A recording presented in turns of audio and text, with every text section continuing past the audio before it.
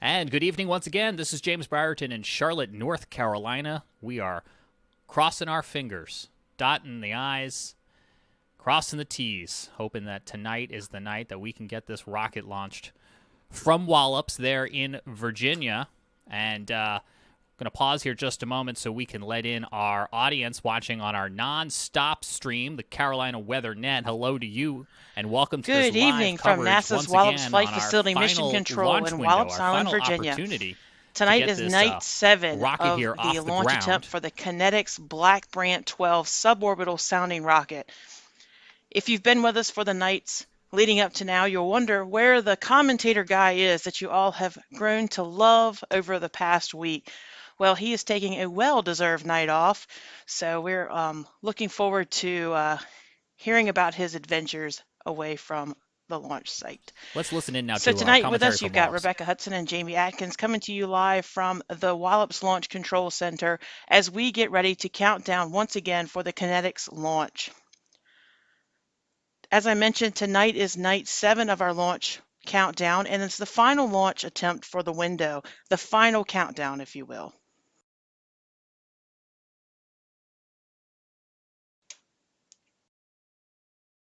Well, if you were with us last night, then you know that we're going to listen in to the commentary from Wallops, the radio communications from Wallops, but we're also going to be with you here, interacting with you in the Carolina Weather Group YouTube The launch chat. window this evening runs from 8:04 p.m. to 8:54 p.m.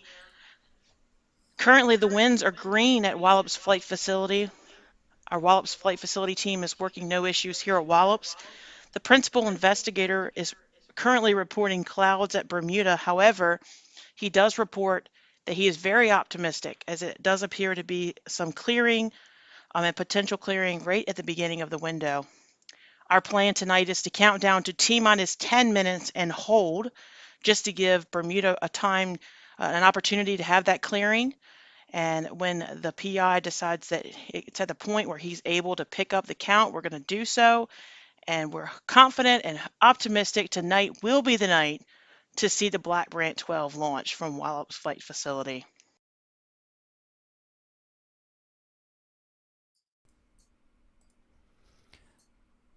And joining me here on the Carolina Weather Group stream with his own level of optimism tonight is Tony Rice, friend of the show and NASA ambassador, and he's going to help answer so many of your questions that you guys have been asking in the YouTube stream night after night, some of which I've been able to answer, and Tony, some of which I haven't been able to answer. So you're in Raleigh tonight, Tonight's and we launch appreciate may you be joining visible, us. weather permitting, to much of the eastern United States from the Atlantic coast to the Mississippi River. This 4-stage Black Brant XII rocket will be used for the mission, includes the release of barium vapor that will form 2 green-violet clouds that may be visible for about 30 seconds. This barium vapor is not harmful to the environment or to the public.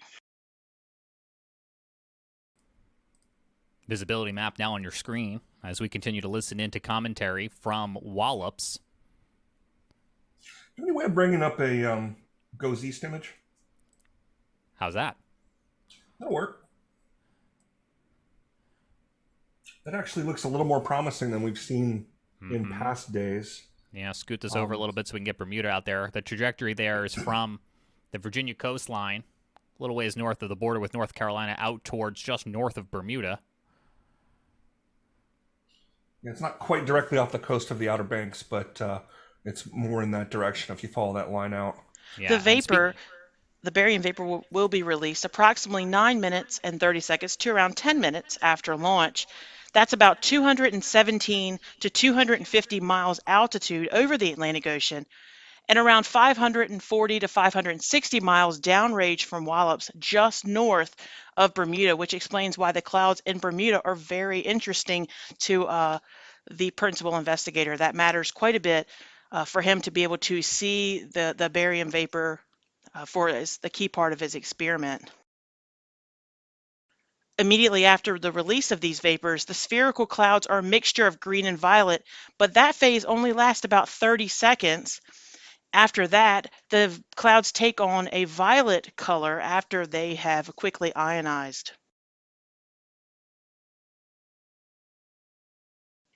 In general, the human eye does not see violet colors very well in darkness, so the kinetics clouds will therefore be more difficult for the casual observer to see than some of the previous vapor missions launched from Wallops.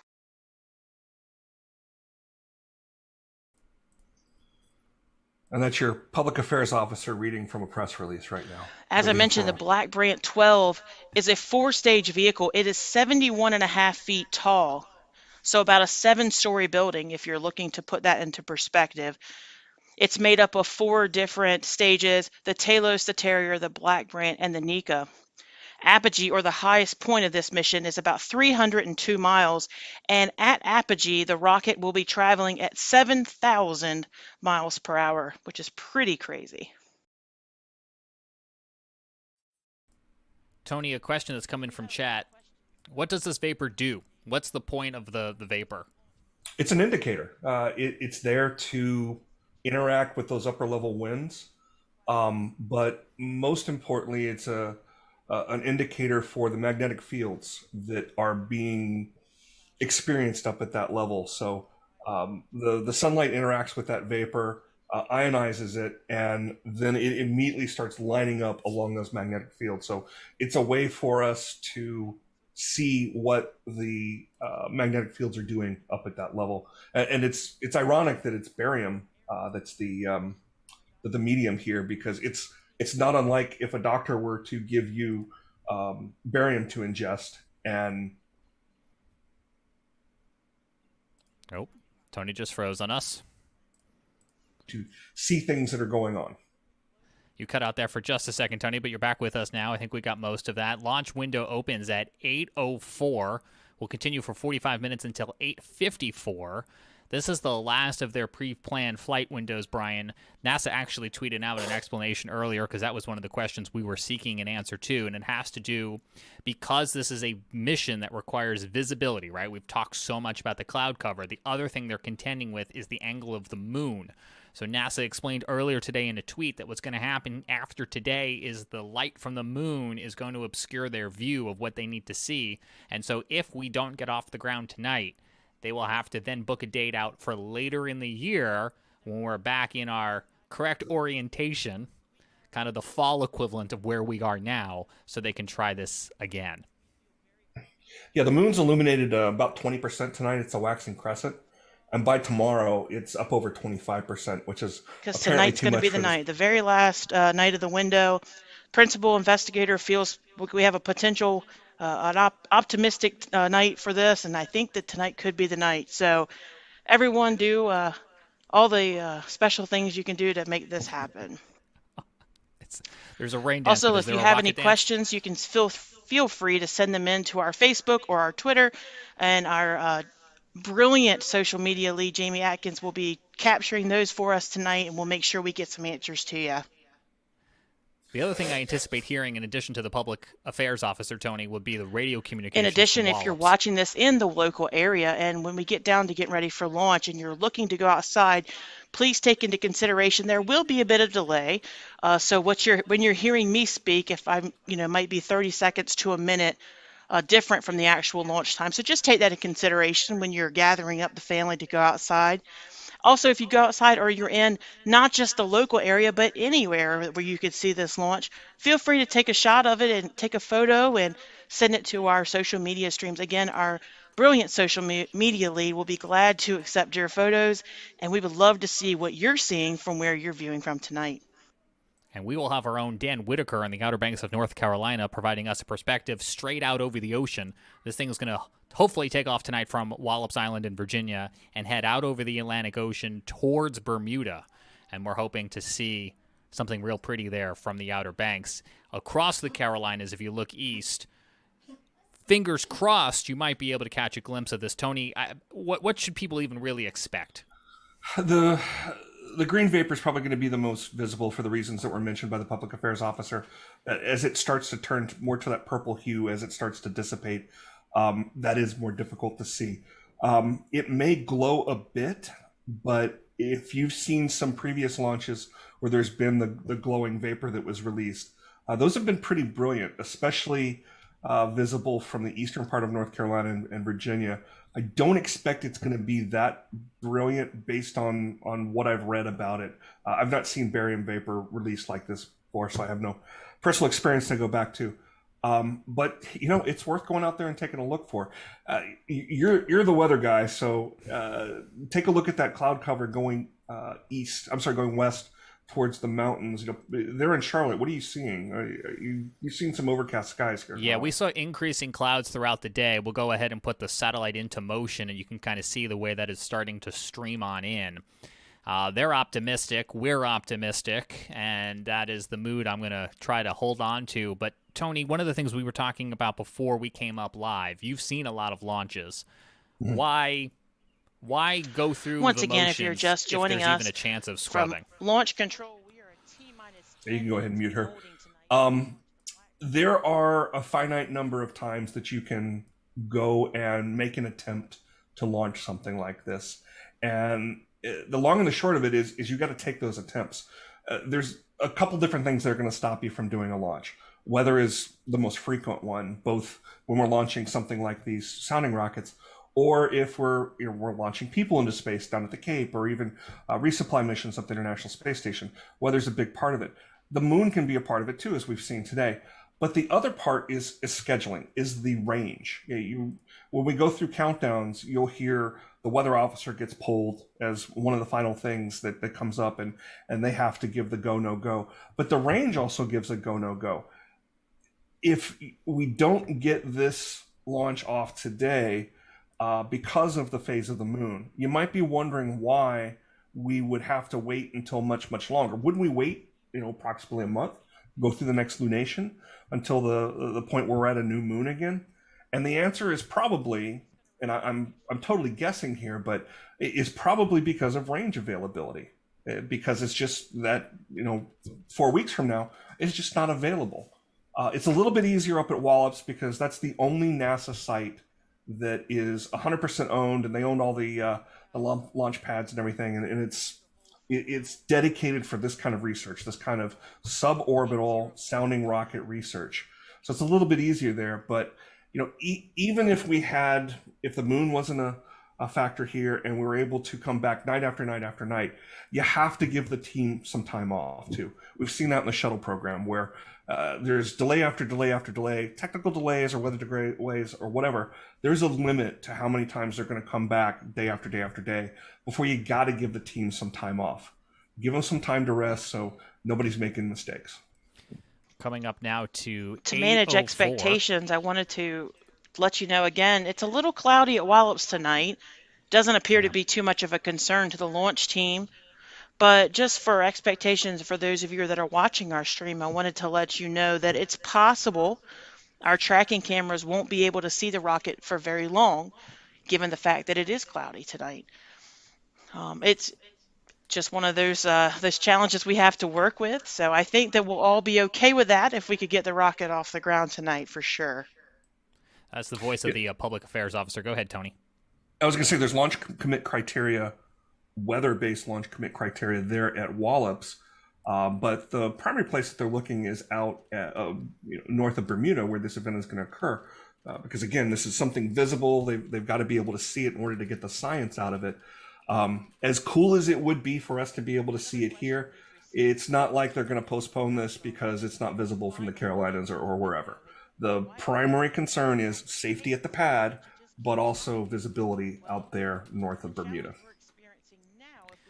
Going is that the moon is actually too far above the horizon. We have a new public affairs officer joining for the stream tonight, than the gentleman who has been providing the Wallops commentary for the past week or so. The thing I haven't heard yet, and I want to let everyone at home know that it's not us, I haven't heard any radio communications from any of the folks who are involved with getting this off the ground tonight. The weather officer among them would be the one I'm most interested in hearing the reports about the balloons and such. I actually just sent them a tweet to see if they're going to be potting that sound up for us. Pretty responsive, so let's see if you get a response back from that. Our audience is also pretty responsive, and there was a running joke yesterday, Tony, because people kept being told to go into private chat on Channel 5. We all wanted to join audio on Channel 5. So... We'll see. Here's a look at the map where you might have a brief window to see this rocket in the sky. If you look east, if you have an unobscured view, no trees, no buildings, and no clouds, you're going to have a little bit longer the further west you are. No further west than the Mississippi River. Across most of North Carolina and South Carolina, that's 30 or 60 seconds, but your conditions really have to be ideal. I know that if I went outside right now, all I would see to my east are pine trees. And so I'm not missing anything outside. This is where I'm going to catch the best of the show tonight. And the other thing that caught interest, and I don't know if this is normally how Wallops does it or if it's still a little COVID protocol, but the woman, the public affairs officer, whose name I didn't catch, but she said she's going to be on about a 30-second delay with her voice. Makes me think she's watching the same stream we are, Tony. She very well may be. And I'm going to send you what is called a notice to mariners that I receive from the Office of Communications at Wallops every time that there's a launch. It's got a nice map on there you might be able to share with folks that shows the areas where basically no boat zones, and kind of gives you a feel for where the stages of this rocket are going to drop off. All right, well, welcome to our launch party, Bo. So many people in the chat were looking for you before. Glad you're here. We saw Belinda. We saw Honey Mustard. Brian's here. We have a whole following that just over this past week we've been able to accumulate over this shared time together watching this rocket hopefully soon get ready to get off the ground here. I'll continue to keep an eye out for that map you mentioned. Some fun facts Tony. for you about the rocket. Again, I told you a little are. earlier, if you've been listening for a few minutes, that the Black Brant XII is 71.5 feet tall. That's about a 7-story building. The payload weighs around 900 pounds. And again, this is a 4-stage vehicle. It's the Talos, Terrier, Black Brant, and the Nika. The Talos burns out at about 6.4 seconds, which is about 1 mile at altitude. The Terrier ignites at 25 seconds. Black Brant, 35 seconds is when that ignites, and the Nika at 95 seconds, and that will be the final stage ignites at about 60 miles altitude. And again, at apogee, it's traveling at 7,000 miles per hour. Feeling for how big these rockets are, there's actually one hanging in the North Carolina Museum of Natural Sciences in downtown Raleigh. It is a rocket, it is a surplus rocket, sounding rocket, that was donated to the museum by NASA several years ago when they expanded. Tony, I have that map as well that I'll go ahead and put up on the screen. If you can explain to our audience what they're looking at here as we continue to wait. We're inside the launch window, but nothing imminently is going to happen. The barium releases take place between 9 and 10 minutes after launch, and that's at about 217 to 249 miles altitude, some 550-ish miles away downrange from Wallops. I'll pot her down for just a second, Tony, so you can explain this map to us. Yeah, let me bring that up so I know what I'm looking at here. Sure. So what this is called a NOTMAR, Notice to Mariners, and it is put out by NASA whenever there is a launch from Wallops. These are also put out at the Kennedy Space Center as well in the Cape Canaveral Air Force Station for any launches there. And these are exclusion zones. These are where boats need to stay away from. So they're published by the Coast Guard as well. They're similar to notices to airmen that are published by the FAA, no-fly zones. But as you look at these zones here, you can kind of get a feeling for where they expect the parts of this rocket to drop. So this is a multi-stage rocket, like most rockets. That very first blue hunk you see close to shore, that's just an exclusion zone right around where the launch area is.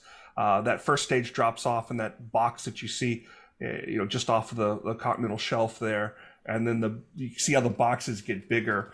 And, that's basically for safety reasons. In case it were to veer off for some reason, we want to make sure that everybody stays safe. But kind of gives you an idea of where this will end up. That is Tony Rice in Raleigh, NASA ambassador. I am James Bryart with Carolina Weather Group from our headquarters here in Charlotte. We also have on the line Carolina Weather Group's panelist and photographer extraordinaire, Dan Whitaker, who has hopefully a really great seat out there in the Outer Banks. Dan, are you on the line with us? Yeah, hey y'all. I am, hopefully you can see me here. Let me stand more in front of the camera and let me know if it sounds too windy. I'm kind of just trying to get things set up here, but there's a good wind kicking. But yeah, got a nice, pretty clear view out here, direct east, a little bit more to the northeast out there. You can see some lower level clouds, but basically straight east is fine. So for the kinetics launch We're of gonna see if the any Black updates here Brant from 12 Wallops. launch for the kinetics mission from NASA's Wallops Flight Facility in Virginia. All right, so yeah, Dan, we can see and hear you just great, and just like last night, Dan's going to provide us this live picture. What we see, well, that's a big shrug emoji. We'll find out, but he's also got his other camera there that he'll be manually operating for us, and so we'll be flipping around some still photos and videos as well too, if maybe Dan's other camera happens to catch an angle that the live camera doesn't. And just like the public affairs officer with Wallops has a slight delay, I would almost anticipate that if we get this rocket off the ground, Dan might see it on his real-time feed back to us. Then again, the Wallops feed, which is on that like 30-second delay. It's not on a delay for any other reason than it's an internet stream, and that's just how the internet works, folks. So no one is purposely delaying anything. But I think if we do see this thing go off the ground, having audio and video from different places creates a little bit of a broadcast sync, and you'll see that maybe play out here a little bit. Let's take a look at the clouds on satellite. They're continuing to stream in increasingly across the Carolinas and Virginia from the northwest, but we're also looking out over the water there, out towards Bermuda, and they've got some patches, some clearer than others. You can also kind of get an idea from those upper-level winds that were a problem earlier on in the week, but they don't seem too concerned with those. Let's listen in again. Flight Facility. We are currently holding because Bermuda has clouds. However, the PI is remaining optimistic. You have a 10-minute hold. Radio comms. PM copies. TD, did you catch that transmission? Copy.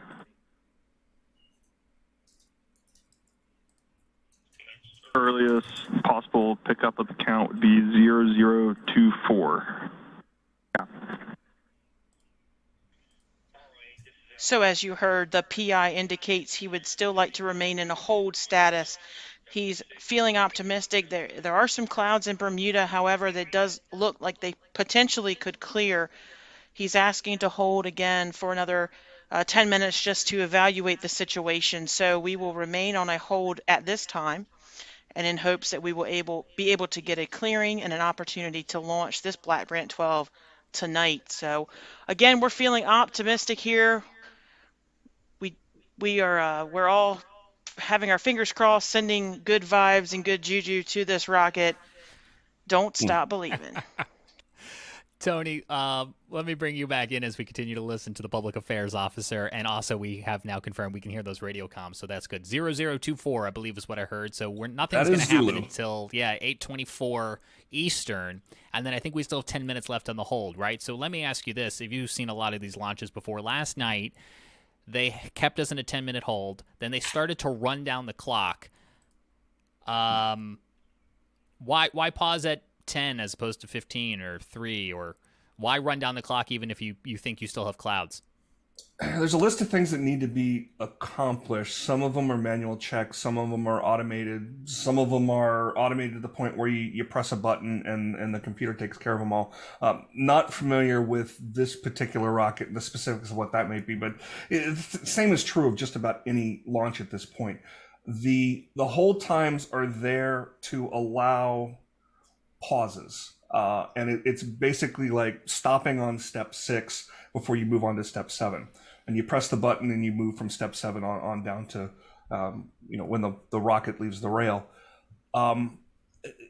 Why 10 minutes? That's probably what the PI is hoping is going to be enough. And here the PI is the principal investigator. That's a person who has been probably working on this for many, many years, very much wants this data, is just as frustrated as the rest of us that this hasn't gone off yet. It is his or her job to remain absolutely totally positive about it, because like I say, they want the data. But that 10 minutes, they pick 10 minutes instead of 15, so they don't chew up that window. They've only got less than an hour window here. They got a 15-minute window, so they don't want to take up too much of that. Well, we'll continue to listen in for updates from This mission from includes Wallops. release of barium vapors, as we've talked about earlier. Yeah, and they're going to talk about the vapor again, which we've talked about several times. So let us tell you about it as we continue to listen into that, and we'll listen into the radio comms as well, too. So you'll have an opportunity. Let's bring this map back up. This is the opportunity to view the rocket. If you have a clear view of the eastern sky, no obstructions, no trees, no buildings, and, of course, no clouds. But also, then about 9.5 to 10 minutes after launch, there's a possibility that if you keep looking that way, you might catch vapors that are a part of this experiment. And those vapors, Tony, might be a little bit harder to spot, so we don't want to oversell it too much, right? Absolutely. Now, Previous ones have glown pretty brilliantly in the eastern sky. I wouldn't expect that from this one. Somebody's asking in the chat, it's Brian. Tony, what are all the lanyards behind you? Oh, yeah, good eye. Those are conferences I have either attended or spoken at. Nice, very nice. Clouds quickly ionize and take on a violet color.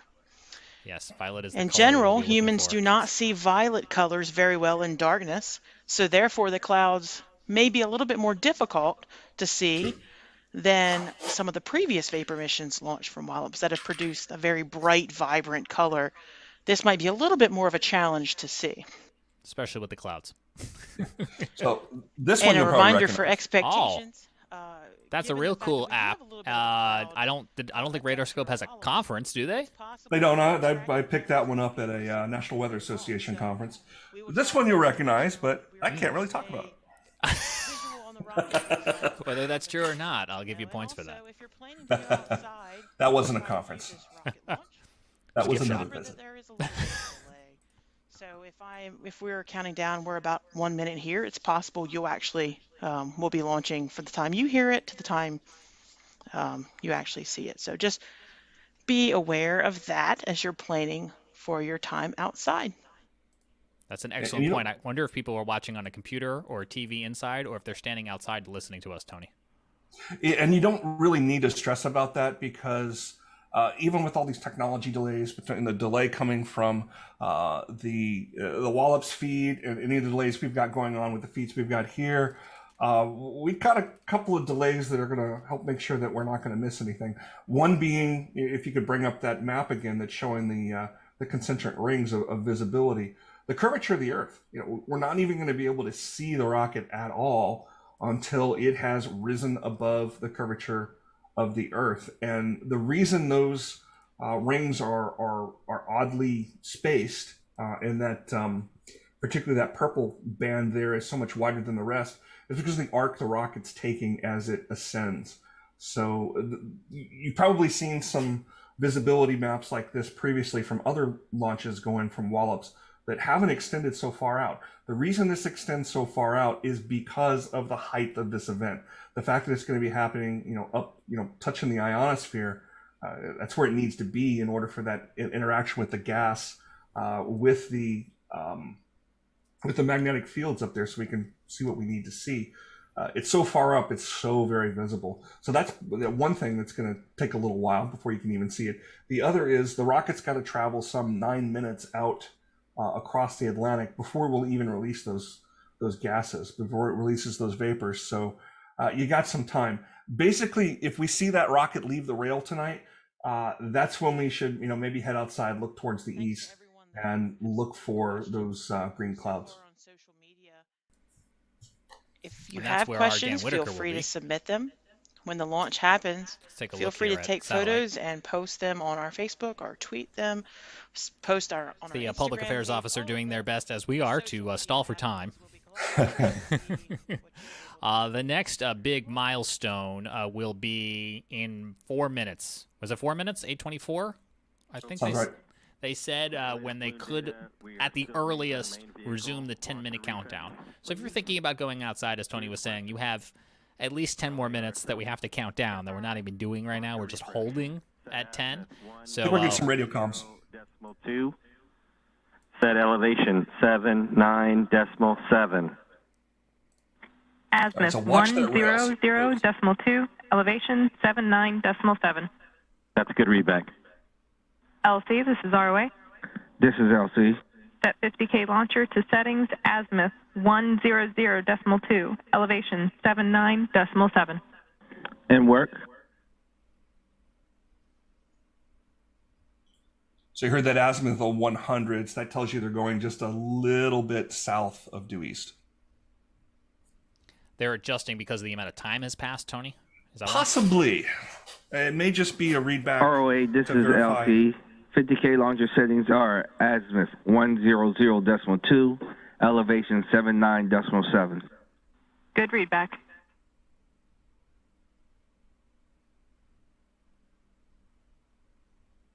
Tony, Luke wants to know, why is there a higher visibility with this launch than other launches? Again, it's that elevation of the event. It's the fact that this is something that's going on in the upper atmosphere as sounding rockets are there to do. They're non-orbital. This will fall back into the ocean after it's released its vapor. But it's happening so very high up that it really increases the footprint that this is available to be seen. You might be thinking back to an orbital launch, such as the Antares rockets that are taking cargo to the International Space Station. Those tend to be visible on a much smaller footprint. Yes, they go higher, but they get up into orbit and are out of view pretty quickly. We have Dan Whitaker on the Outer Banks of North Carolina. Dan, what's it looking like out where you are?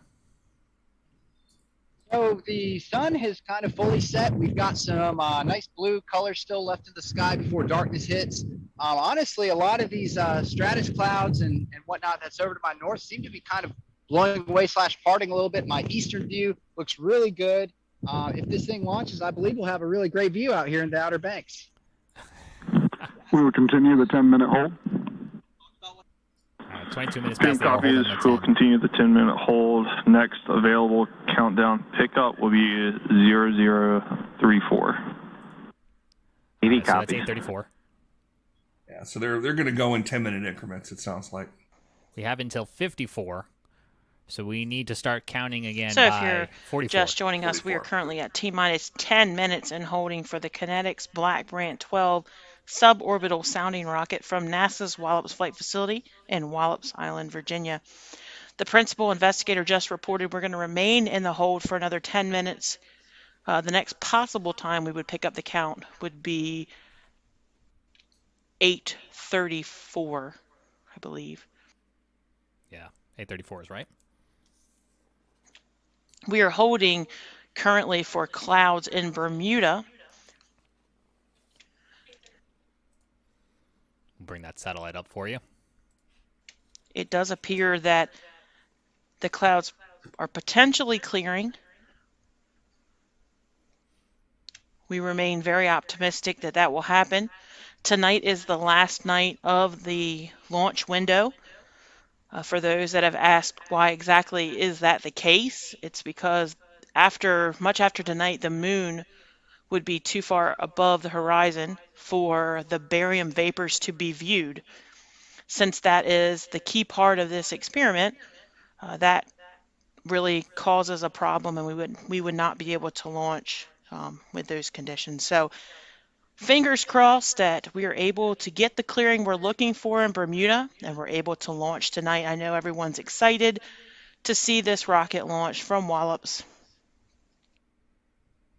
If something were to happen and we were not be able to do that, it would launch sometime later in the year. Did you have a thought there, Tony? I was just looking at the Bermuda radar, and it looks clear to the north, a good 250 kilometers out. That's good. That's good. Somebody in the chat was asking, and I think it was Robert, do they, after this thing lands in the ocean, do they collect it back?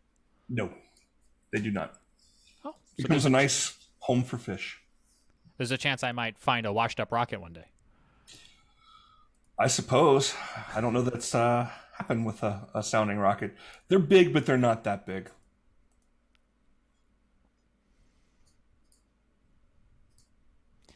We were learning, I think it was last night. It's called a sounding rocket, but it has nothing to do with actual audible sound.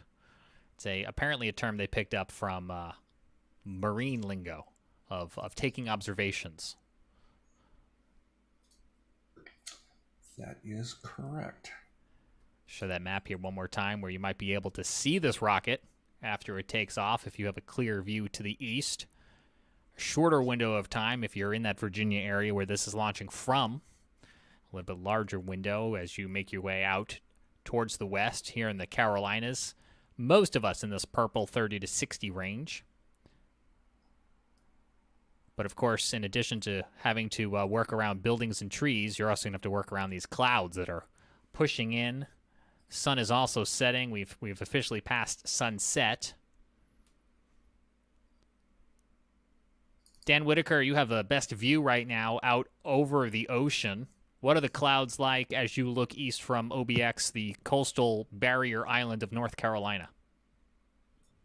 So if I look directly to the north, I can see kind of a little veil of mid-level kind of stratus clouds. But as we go to the direct east, I mean, there's some clouds way, way, way out on the horizon, very low. But otherwise, the bulk of the sky is really clear. There's a couple cumulus clouds out to the direct east, but that's about it. So should be a good view from this part of North Carolina. Dan, what are the temperatures like out there? Not that that has anything to do with this particular mission, but it's been a very nice weekend. Well, yeah, it's I think it's been in the mid 60s, upper 60s today for the most part. It's a little windy on top of this deck where I am right now, so it feels a little bit cooler. But overall, it's really nice out here right now. Great week to be at the beach. Website at nasa.gov/Wallops. All right, that's the voice of the public affairs officer in the background as well, and our own Dan Whitaker is out Outer Banks of North Carolina. Great vacation spot if you are looking for one. I'm James Brierton with the Carolina Weather Group here from our facilities in Charlotte, and then we also have Tony Rice, friend of the show and NASA ambassador, joining us from Raleigh. Tony, are we keeping you inside? Would you have otherwise been outside trying to see this thing? Not until that rocket leaves the rail. That's It's a lovely evening, but yeah, we're not going to see anything until it actually launches. Should we expect to see you running out that door behind you in a spinning office chair when that happens? Very possibly. Yeah, that's possibly. fair. We'll That's see. fair. So Dan mentioned some clouds he was seeing out there on the horizon. So just to give some scope to what he's looking at there, rule of thumb at sea level, the horizon's about 5 kilometers away. If were those was it cirrus clouds or stratus clouds he was seeing? Dan? If he's listening to us. Hey, maybe didn't catch that. Go ahead with your thought there, Tony. Let's say for just for argument's sake, if those clouds were at about 1,000 feet, you would be able to see them at a distance of about 52 kilometers. And at 2,000 feet, it's up closer to 100 kilometers, which is the area. Why I bring it up is the area where this is going to occur, where they're actually concerned about what the cloud cover looks like, is about double that distance. So it's good to know what's on the horizon there, but just because he's seeing clouds doesn't mean that this is going to get called off. Listen in again here to the public affairs officer. Directionally speaking, you are from Wallops Island, and then kind of point in that direction, if you will. But we are located on the Delmarva Peninsula on the coast of Virginia. If you're trying to catch a glimpse of this, just orient yourself towards Virginia, whichever way from your house is Virginia, and out towards the Atlantic Ocean. So if you're in North Carolina, you essentially just want to look east towards the ocean. They pretty much do east because they're aiming a little bit south. As they mentioned earlier when they were reading back some of those numbers, they're on an azimuth of 100 degrees. Well, we will find out in the next 4 minutes. 8:34 is our next benchmark to find out whether or not they're going to continue their hold. Right now they're in a 10-minute hold, so if they were to resume, we'd still have 10 more minutes to count down. Now, again, this rocket is going to take off, as we've been talking about, go out over the Atlantic Ocean. It's going to go just north of Bermuda. It is going to be traveling 217 to 249 miles altitude over the Atlantic Ocean, and then in about 540 to 560 miles downrange from Wallops, just north of Bermuda, out there over the Atlantic Ocean, is where the actual science experiment is going to be taking place. Tony, can you refresh our audience who's maybe just joining us now at 8:30 what the whole point of this experiment is? So like any rocket, the whole purpose of it is to carry science, to carry instruments. And the instruments that are being carried here, actual instruments are on the ground. They're observing what is going to happen after this rocket releases the vapor. Purpose of the vapor is to act as an indicator. Up in the upper atmosphere, even though it's dark for us right now. She said she has more fun facts. I'll let you continue on with your fun fact. Hopefully my fact is as fun. But up in the upper atmosphere, it's still able to interact with the light. We're only an hour past sunset. So for the same reason that we can see the International Space Station go over an hour to an hour and a half after sunset, the sun is still interacting with the upper atmosphere. So when the vapor is released, in this case it's a form of barium vapor, the sunlight interacts with it and causes it to change, and causes it to fluoresce a bit, and it runs along the magnetic lines of the upper atmosphere. And that's the purpose of this. We want to follow those magnetic lines. The reason the principal investigator proposed this, the reason we're bothering with this rocket tonight, is to understand how energy changes, how it shifts from one part of the atmosphere to the other. And the place to study that, the easiest place to study that, is in the upper atmosphere.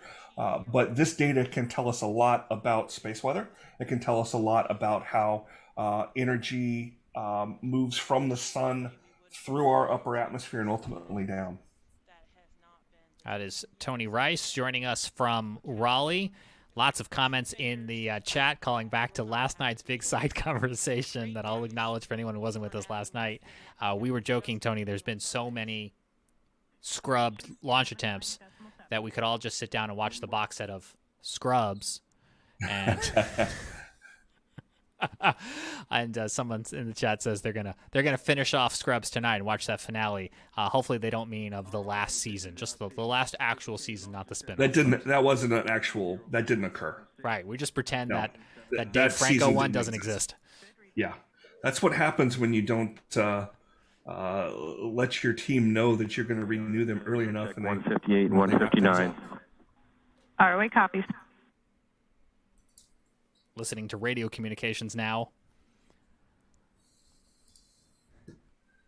Coming up on 8:34, where our next benchmark is.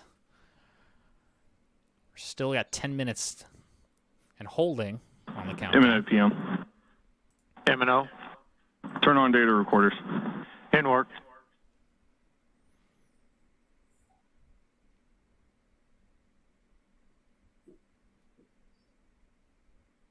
Terminal count to convince in 10, 9, 8, 7, 6, Not the launch. 5, 4, 3, 2, 1.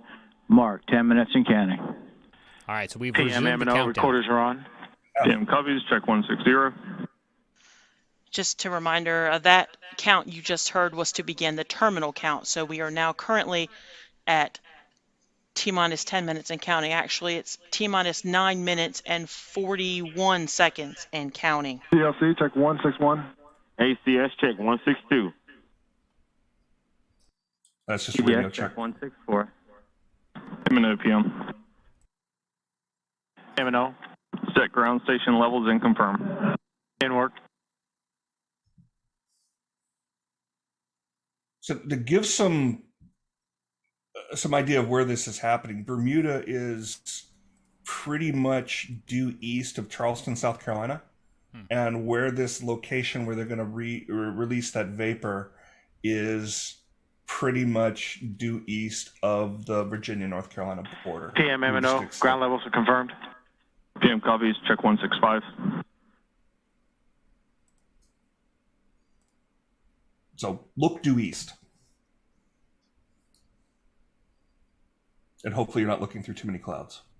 Yeah, I know I'm out of luck here in Charlotte, between the clouds and the trees. We probably are in Raleigh too, but it doesn't mean you're not going to see a spinning office chair here in 10 minutes. I look forward to it. I'm counting down to the spinning office chair. I'm James Brierton in Charlotte, North Carolina. You're watching live coverage from the Carolina Weather Group on our non-stop all things weather YouTube stream, Carolina Weather Net. When we're not in this live programming, you'll catch the best of our weekly podcast show, all dedicated to weather, science, technology, and more, alongside if you're just joining us, conditions. We are counting down for the Black Brant XII launch from Wallops Island, Virginia, for the Kinetics mission. We are currently at T-minus 8 minutes and counting.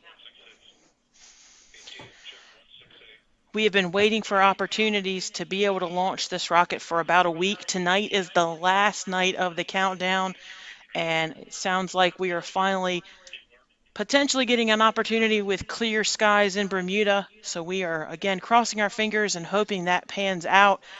There is a possibility we will do a 3-minute hold, but we are hoping that is not the case. So stay tuned with us in the next few minutes for more information from Wallops Island. Looking now on the right side of your screen, satellite imagery. 3-minute hold is as far as we made it last night, Tony. Hoping we get a little bit further tonight. Again, if you're wondering why they have kept trying, even though previous evenings it looked pretty bleak, the prospects of actually being able to get this launch off, the answer is that you don't pass up on opportunities. There's a limited number of opportunities to get out there on the rail and be able to launch. check 170. Swarm check 171. ACS check 172.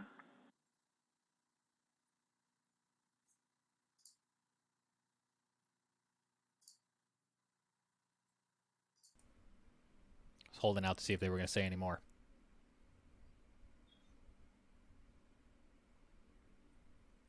We are listening into the radio communications from Wallops, along with the NASA Public Affairs Officer. I'm James Brierton. That's Tony Rice. We also have Dan Whitaker. Dan, I presume it's really dark out there now on the Outer Banks of North Carolina. Yeah, it's definitely starting to get darker here. I'm trying to get some multiple camera angles figured out here, trying to figure out which camera is going to handle this better, and we'll actually try and get a couple different angles going on at the same time so that we can film any part of the sky that we need to. Recorded and confirmed nominal, and we have a good lock on the transponder. PM 69. T-minus 5 minutes, 50 seconds and counting for the launch of the Black Brant XII from Wallops Islands. Stay with us. Oh, we will. And I've got my I like to hear nominal on the radio net. That's always a good thing to hear. They were confirming data too, right? They were radio communications. Yeah.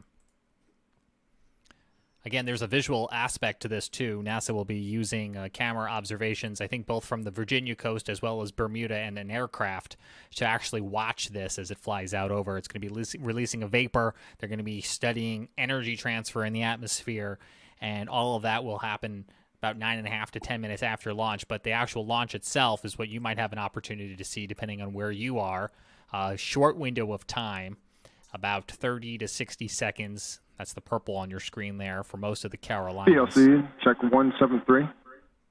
PTM, check 174. PLC, check 175. PTM, check 176. RSO, Starway. Stand by.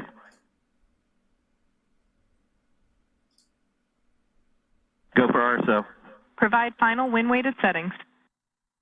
Set azimuth 100.8. Set elevation 79.7. Azimuth 100.8, elevation 79.7. Good readback. Check 177. LC, this is ROA. This is LC. Set 50K launcher to final settings. Azimuth 100.8, elevation 79.7.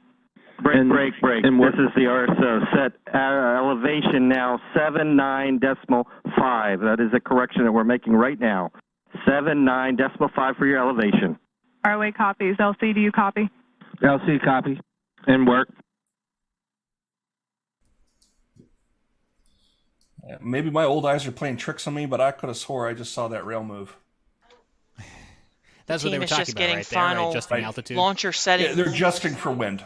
get ready for launch. We're currently at T-minus 3 minutes, 30 seconds and counting. Okay, final settings are azimuth 100.8, elevation 79.5.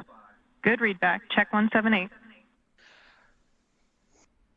As we Reminder, get closer if you're to launch. going outside in the local area or even in any part of the eastern United States, just remember that if you're listening to this, there's probably a delay, probably somewhere in the neighborhood of 30 seconds to 1 minute. So just take that into account as you go outside.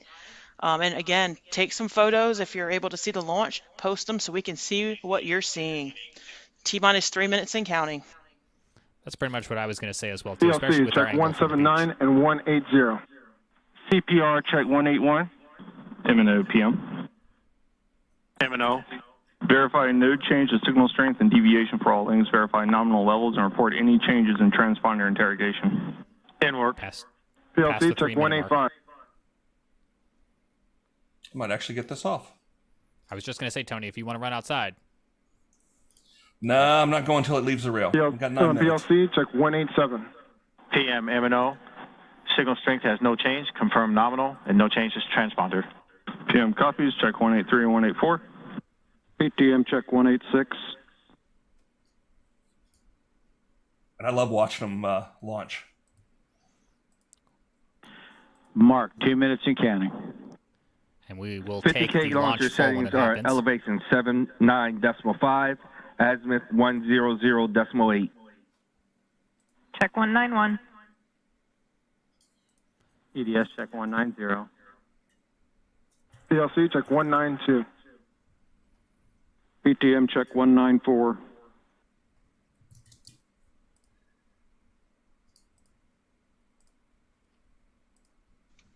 T-minus 1 minute, 30 seconds and PLC counting. check. Right side of your ACS screen, check Carolina Web 193. Group on the Outer Banks. Left side of your screen, the feed from NASA. PLC, It might be go. slightly out of sync. PTM, Go. F10, Go. Swarm, Go. CPR, Go. ACS, Go. EDS, Go. Dartmouth, Go. Goddard, Go. UNH, Go. PI, Go. MMs go, SRPO, SRPO go. check 197. 1 minute. All stations are go, reporting go for launch, 1 minute and counting on the final night of the countdown. Can't write a better story than this. You excited, Tony?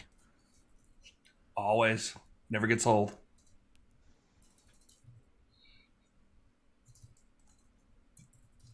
"40 seconds.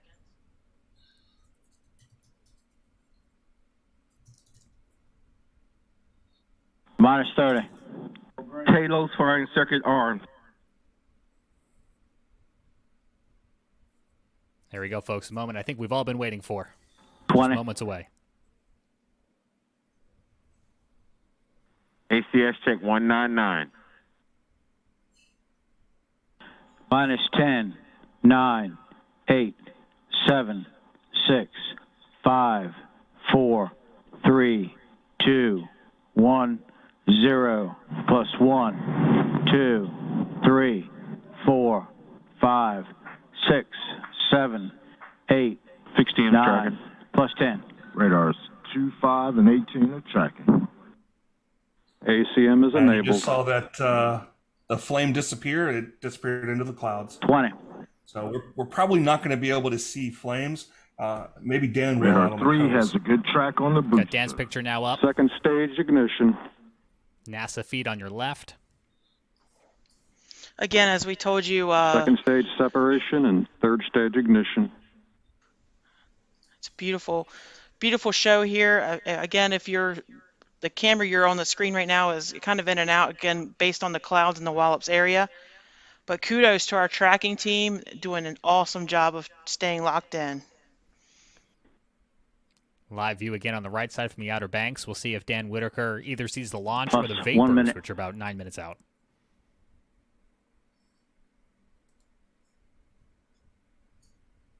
Third stage burnout. OSS is RSO on channel 1. You're clear to the pad. Be advised there were some chunks coming down. We noticed on video. Over. Dan's profile picture coming up As we wait to regain connection from him, here's a live look back at NASA. Nose We have a cone live picture ejection. from Dan here, right side of your screen. Dan, I think, is seeing this thing, Tony.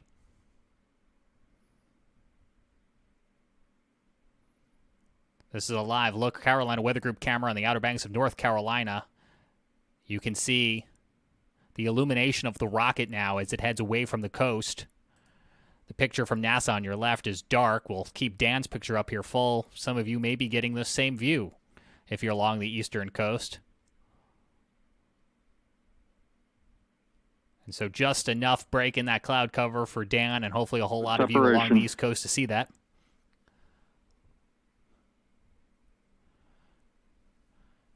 We'll keep those Carolina Weather Group exclusive pictures up on the right-hand side of your screen as we're now looking at mission control from NASA on the left.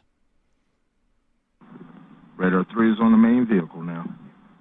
2, 3, 5, and 18 are tracking.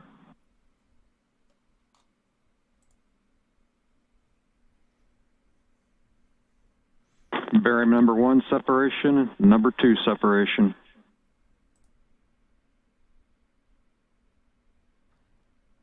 Got some of you in chat telling us you're seeing similar views. That is outstanding. Such a short window of time. Thank you to Dan Whitaker for these live pictures from the Outer Banks. In about 8 minutes or so, part of this experiment will tell us whether or not we'll see any vapor. I think we have audio from Dan Whitaker. Dan, what's it like out there in the Outer Banks? That was an incredible view. We're still seeing trails of greenish, teal, and blue kind of in the sky with some white colors behind it. I don't know if you can see that. I actually got an incredibly clear video on my DSLR of that, of a close-up. About Hey, Bob. Bob. They're High power. calling We'll share here soon. the 60M is seeing strong secondary. signal on ejectable. They're calling the secondary payloads Bob. So if you hear them speak of Bob, that's what they're talking about. That last voice was the EDR, public affairs can you meet me officer on from 5? NASA.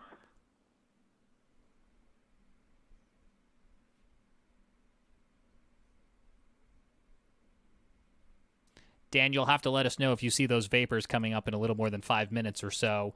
I know they're hard for the human eye to see, and I'm not sure how hard they are for the camera's eye to see as well, but I know that's the next thing so many of us will be looking for, and then we'll also be looking online tonight. I know you said you had a secondary camera that was also positioned. We're looking forward to seeing that as well. Well, folks, there you have it. It's like a great season finale of your favorite TV show, or the last 4th and goal on your favorite football team, and a touchdown at the end. So congratulations to the team for having this the tenacity to stay focused for this whole long window, and just to get this launch beautifully and perfectly tonight. So congratulations to the launch team, and thank you to everyone for staying with us over the past week.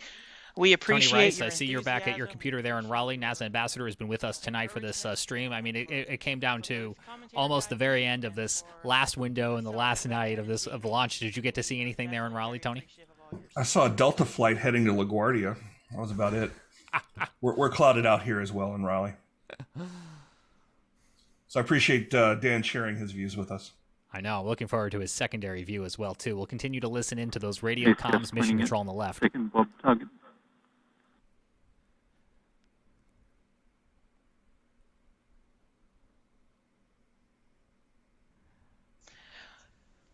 Some of you in chat telling us that you're seeing it. Some of you saying you're seeing clouds as well. That's what I got here in Charlotte, just like Tony's got there in Raleigh. B's eject. Positive brake wires and marker switches. Sounds Jonathan like the saying Bob's seeing it in Lenore doors County. are opening. Seeing strong signals on TM links 6 and 8. Jason's got it in Goldsboro, North Carolina.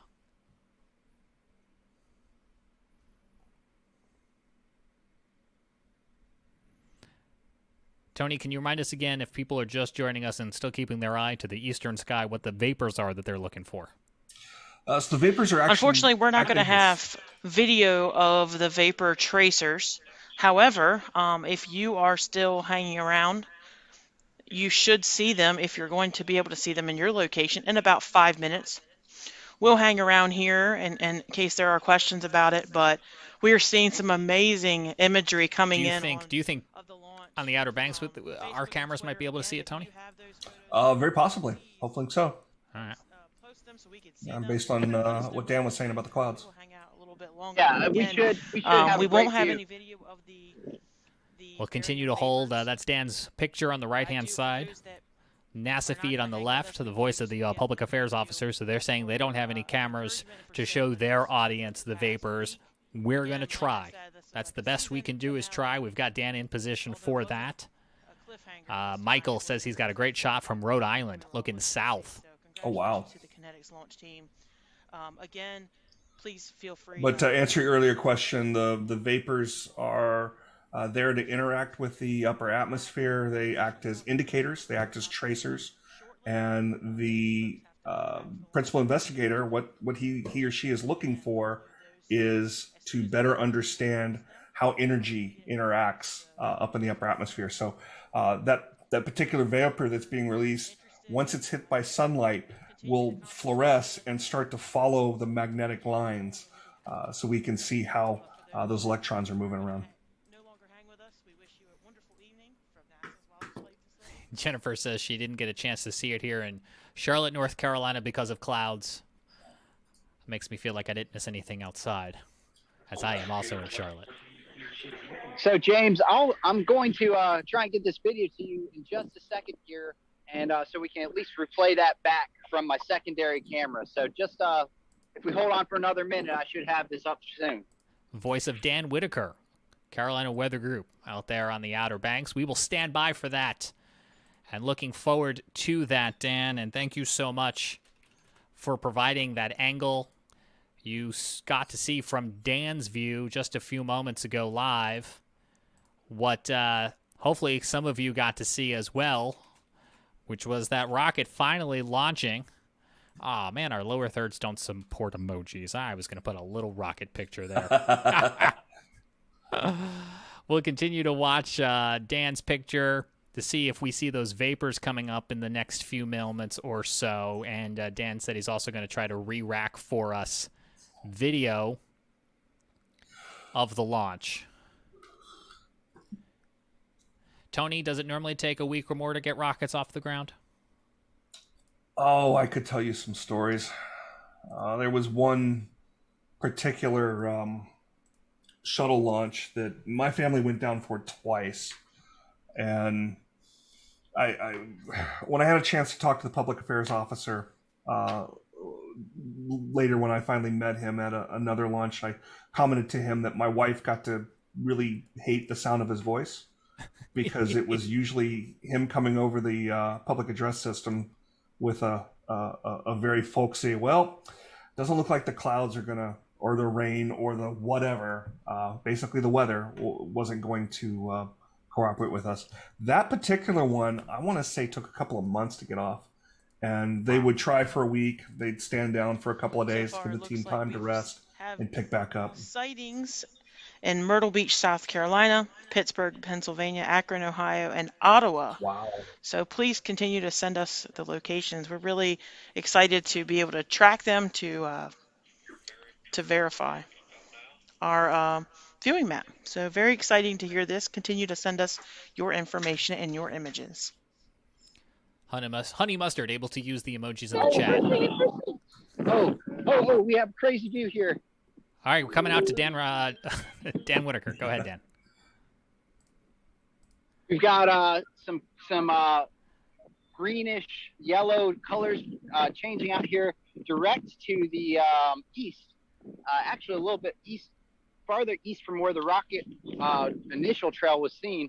I don't know if you can see this very well faintly on this screen, but it's directly in the middle. Yeah, it's a little more vibrant here in person. Trying to capture it, but it's disappearing now.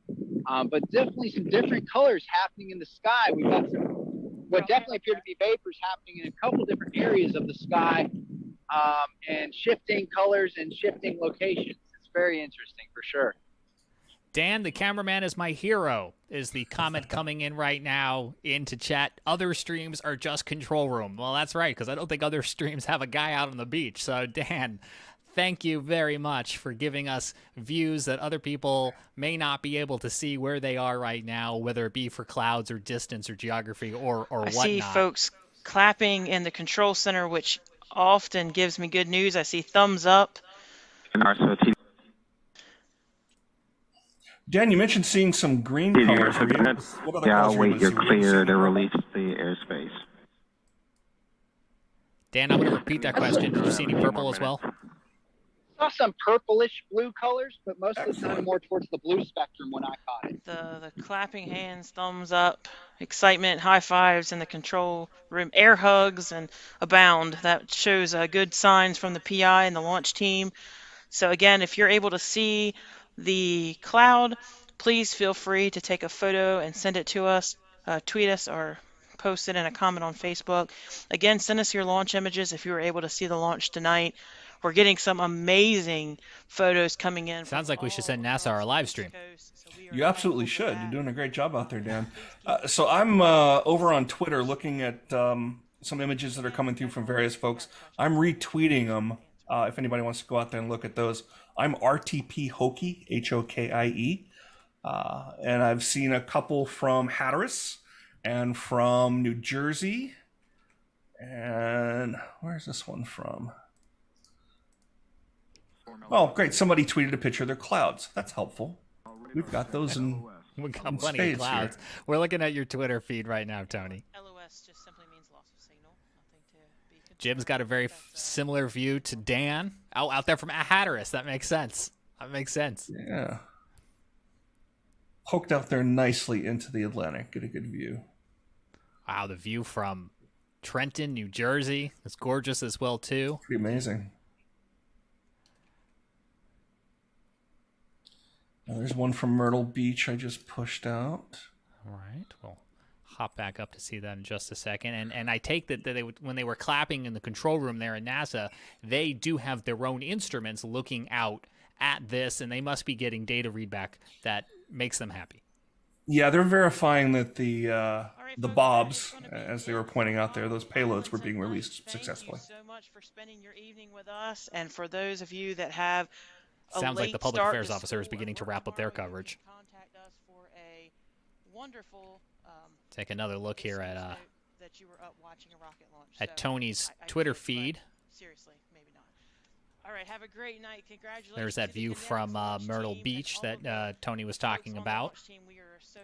And yeah, do give Tony a follow if you haven't already. He is a great resource to all of us here in the Carolinas and beyond. And Tony, actually, the whole reason we started streaming this on the very first night was because you alerted us to it through your email distribution. So thank you for that that heads up. And that's what I do it for, to let you guys know that something like this is coming along. Was happy to do that back when SpaceX was launching right before sunrise, giving us the opportunity to see that. You are one, I try to make you feel special, but you're actually one of about 500 meteorologists around the country that I send that weekly email to. Well, it does still make us feel special. So thank you very much for that and for your time tonight. Your knowledge and commentary is always great. We had you on talking about SpaceX when that did launch, so you can find that in the Carolina Weather Group archive on our YouTube channel. Dan Whitaker just cracked open his mic. Let's go out to him for maybe another word from what that viewing party was like out there on the beach, Dan. Oh, he's the man of the hour. We got to hear from him.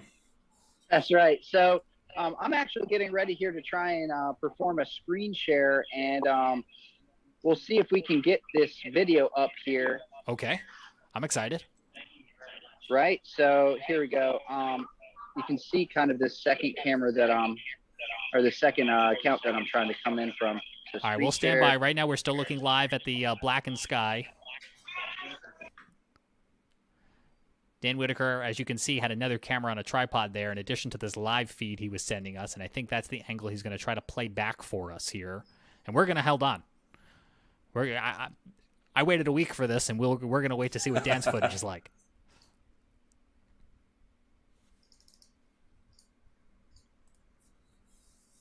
But I will shamelessly say, folks, if you have not watched Tony Rice's other shows with us, do check those out. You can find a space-related playlist that should make it nice and easy to find them on our YouTube channel. And while Dan's setting up there, I could share a couple other astronomy things that are coming up that folks might be interested in. Sounds amazing. So tonight, while you're out there, if if you're not clouded over like we are in much of the Carolinas, you can take a look at the. Oh no, let's watch this. This is way cooler. Dan, the floor is yours, Dan. Wow.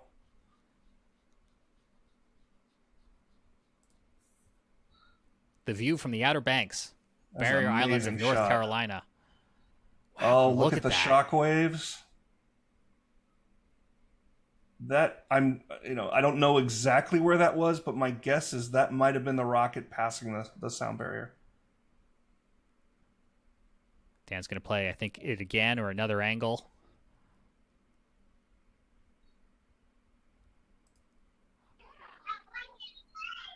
So this is the first video. I then played the second video, which shows it going past what appears to be the sound barrier. But here's where it first approaches. That is incredible. Oh, that's gorgeous.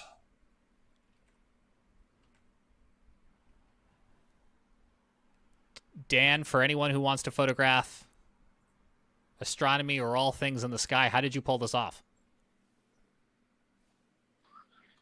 So basically just had a telephoto lens and had it set to about 200 millimeters, so a little bit zoomed in, and had a DSLR camera with the settings maxed out basically for as bright as I could get it, and just shot real-time video and followed the rocket as it went upwards. And you didn't buy your tripod at Walmart, I take it. It's a good steady shot.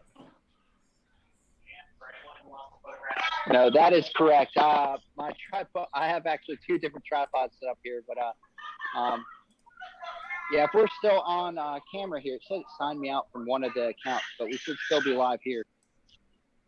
We're looking at your replay again here, Dan. I think I could watch this all night. Dan, were there any sounds that you were able to hear out there on the beach?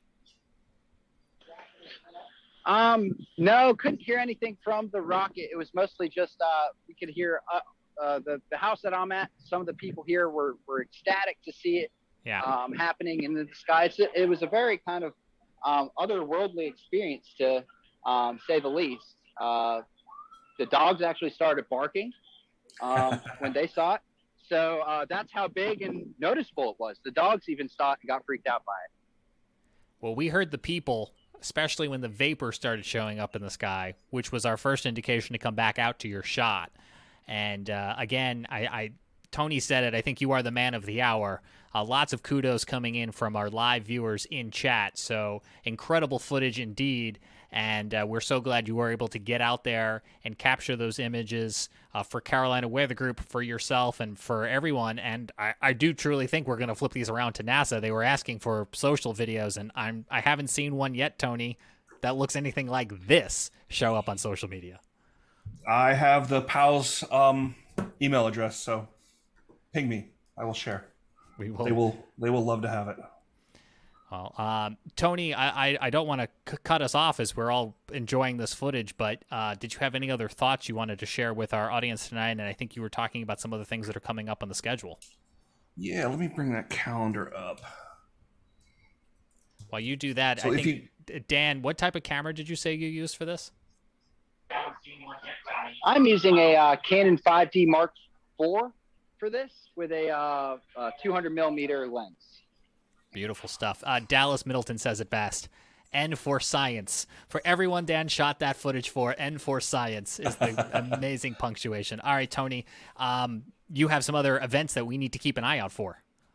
Yeah, so tonight, if you do have clear skies, and I know many of us don't here in the Carolinas, Mars is about 2 degrees away from that 5-day-old moon, so a nice sliver of a moon. So that's something to look for in the western sky. Tomorrow night, if you've never had the opportunity to see Mercury before, and I bet a lot of us haven't, Mercury spends most of its time having that tight, small orbit right around the sun. It spends most of its time so close to the sun that we really don't get the opportunity to see it very often. Tomorrow night's a great opportunity. It's at its greatest elongation, which means it's the greatest separation in the sky between it and the sun. It's also at its highest in the sky, so that makes it a lot easier to see. So after the sun sets sufficiently, go out there and look for it. It'll be in the west. And, like I said, that's something you probably don't get to see very often. A couple of weeks from now, it'll be gone around the backside of the sun, so we'll start seeing it in the morning. We won't see it in the evening sky again until October, so that's something to look forward to. There's a couple of eclipses that are coming up that you might be interested in. May 26th, there's a total lunar eclipse. Unfortunately, that is more of an event for the West Coast because the moon is going to set before it's really, really visible here. We will not be able to see the total lunar eclipse. We will be able to see a partial lunar eclipse, but hopefully we'll have some good weather for that. The one I've really got my calendar marked for is June 10th, and that's a annular solar eclipse. The maximum eclipse is only going to be visible pretty much to caribou and native peoples of Alaska, because it's the path of not totality, but the path of annularity, if you will, where it's going to reach about 89% of the sun covered by the moon. Begins in northern Ontario, Canada, goes up over the pole and ends in Russia. That being said, though, we are going to be able to see here in Raleigh about 25% of the sun covered. A little bit less in Charlotte, a little bit more as you get northeast. Taking it to an extreme, New York, up into Maine, we're talking about between 70 and 75% coverage. So still pretty cool. Still be able to see something pretty cool. South of about South Carolina, picture a line drawn from, let's say, about Charleston up to the Dakotas. South of there, you're going to see nothing. North of there is when you start to see increasing coverage of the sun. But that's on June 10th, so look out for that. If you've had your solar eclipse glasses from the eclipse back in, I believe it was 2017, and have kept good care of those, and not thrown them in a junk drawer where they might have gotten scratched, you can use those again. Those don't have an expiration date on them, despite what some of the manufacturers said back then. So just hold them up to a nice bright light. If you see any light coming through them, don't use them. Those are not safe. But you can reuse those to look at this partial solar eclipse. Manufacturers, I'm sure, will be telling people again that their glasses are expired just to make you go out and buy new glasses. Oh, there was all manner of disinformation back in 2017. We couldn't stay ahead of it. Dan Whitaker, you are the man of the hour. Any last words as we wrap up this coverage from the Carolina Weather Group out there from OBX?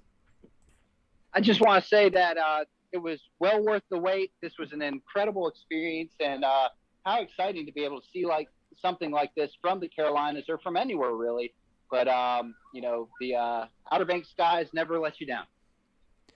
Absolutely. Thank you to all of you who have joined us each and every night on the Carolina Weather Group YouTube channel.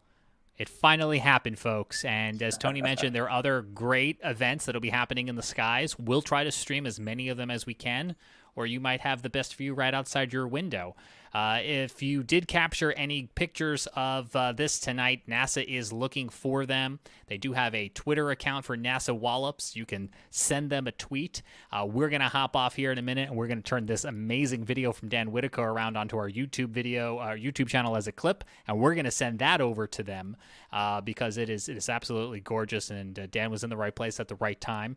And again, you can check out more of Tony Rice and his brilliance on his Twitter account or on our YouTube channel, where he's been on our Carolina Weather Group show before. Just check out that space-themed playlist for all things Tony Rice. And Tony, again, what's your Twitter handle?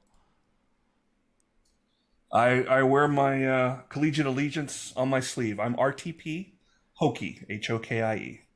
Well, Tony, we appreciate you coming on tonight as well. Anytime. To share all of your knowledge with us. That's Tony Rice, NASA ambassador from Raleigh, North Carolina. I'm James Brierton in Charlotte. I'm ecstatic. I hope all of you are at home as well, too. In just a few moments, if you're watching live here on the Carolina Weather Net, we'll take you back over to regular scheduled programming, which features the best of our weekly show. Same name, the Carolina Weather Group, talking all things science, technology, and more from the Carolinas. You don't have to be in the Carolinas in order to enjoy it, so look for new episodes every Wednesday night or catch them nonstop alongside real-time weather conditions and severe weather information on our nonstop streaming feed, the Carolina Weather Net. So some of you will join that in progress here in just a few moments, but if you're on our standalone stream for tonight's launch, well, then hit that subscribe button and hop on over there so you don't just get randomly tossed into the ether that is YouTube.